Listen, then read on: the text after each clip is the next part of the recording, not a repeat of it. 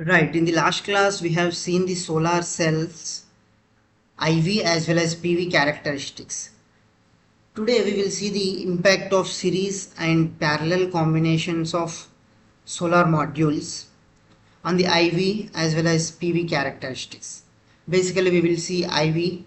So anyways, the power is the product of IV, we can understand from that.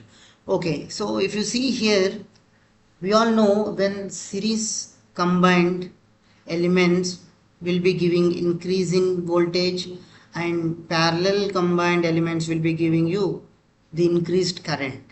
So here if you see on the left side here, parallel is indicated, which is increasing the current level, so it is shifting upwards, right? The single cell characteristic which is there here is being shifted upwards, since if the particular single cell is having a parallel connection with another cell. Similarly, if this particular single cell is having a series connection with another cell, what is going to happen? It is going to be shifting towards right side, because it is going to increase the voltage level. So it is like increasing the open circuit voltage as well as maximum power point voltage. So this is the impact on characteristics of parallel as well as series connections. So we will further see it more clearly in the next slide.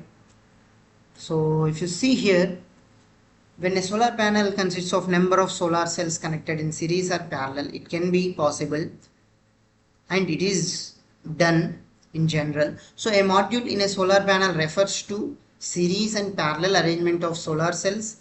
The number of solar cells connected in a series generates the desired output voltage, and which are connected in parallel generates the desired output current. And the maximum useful power is the area of the largest rectangle that can be formed under the VI curve or IV curve. Right, the module efficiency is anyways less than cell efficiency, because when multiple cells are connected, their efficiency is going to be reduced. Because suppose one cell efficiency is 0.2 and another cell efficiency is also 0.2, then what will be the product of those efficiencies? 0.2 into 0.2, that is what it will be, 0.04. right, like it is going to be less. Okay, that's why module efficiencies are always less than cell efficiencies. I just gave an example, right? So if a PV cell produces 0.5 volts, then 4 PV cells connected in series will be producing 0.5 into 4, that is 2 volts, right? And suppose if a PV cell delivers a current of 0.6 amperes and there are 3 PV cells connected in parallel, then what will be the resultant current flowing through the load?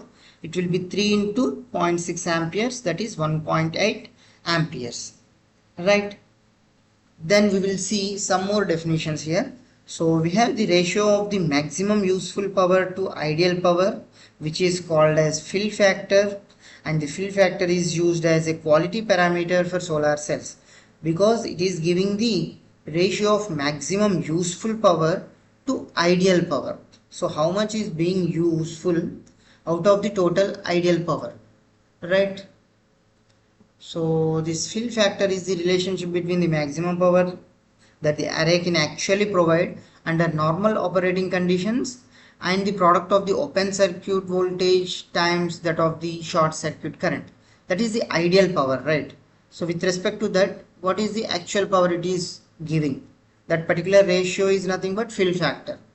So this value linking the product of VOC and ISC to maximum power point is the fill factor, right? And the fill factor value gives an idea of the quality of the array, and the closer the fill factor is to 1, then it means the more power the array can provide. And typical values are generally 0.7 and 0.8. And we also have the efficiency of the solar cell, which is defined as output power to the input power. Input power is being measured as radiation, right? And the output power is anyways electrical, make a note of it. And the input power in terms of area of solar cell and solar constant is given as sigma into A. So here A is the area of the solar cell, sigma is the solar constant, right? So that is the input power. So these are the definitions that we have given in mathematics, in mathematical expressions. So the fill factor of a solar cell is nothing but the ratio of IMVM, which is actually delivered, to the ideal power, which is nothing but ISC into V0C. Okay, why this IMVM is considered here? Because in general solar panels are designed to be operating at maximum power. Okay, that's why it is considered. I told there are several algorithms which make sure that the solar panel operates at maximum power point. That's why the power coming out from the solar panel is always considered as maximum power. But whereas ideal power is the product of short circuit current and open circuit voltage. And what about efficiency? So the efficiency is also the output power to the input power. So here it is VMIM by PIN, and if you consider ISC, V0C as well as fill factor, you can substitute IMVM as ISC into V0C into fill factor, right? So here Pin is the input power, which is nothing but solar radiation. Fine. So that's it in this class. Thank you.